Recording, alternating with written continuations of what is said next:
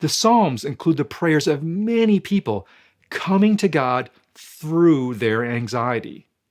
One example is Psalms 139, an especially important passage in the Christian tradition. Psalm 139 closes with the verses 23 to 24 that ask God this: "Search me, God, and know my heart." Now, in the Hebrew worldview, the heart represents the place of our deepest thinking.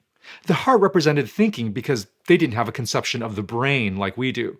So when the psalmist is asking God to search me and know my heart, he's inviting God to investigate his deep mental patterns. And this is made clear when in the next verse, he asks God to test me. In other words, examine me and know what? Know my anxious thoughts. The seed of anxiety ultimately resides in our thoughts. So our anxious thoughts must be investigated and uncovered with the help of God.